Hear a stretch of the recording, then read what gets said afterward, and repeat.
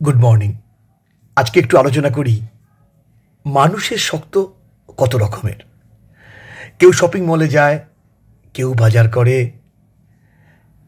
কেউ নিজেদের নিয়েই ব্যস্ত থাকে, বন্ধু বান্ধব, আড্ডা, হই হুল্লোড়।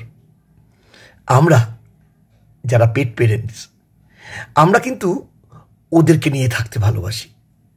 হ্যাঁ, অনেকেই বলবেন আধিক্যতা, অনেকেই বলবেন একটু বাড়াবাড়ি হয়ে গেল, কিন্তু না, বিশ্বাস করুন, আমরা ওদেরকে নিয়ে থাকতে ভালোবাসি। ওদেরকে নিয়েই আমাদের সব জগৎ। আমরা ওরা কিসে ভালো থাকবে, ওরা কেমন করে ভালো থাকবে, সেগুলোই ভাবি।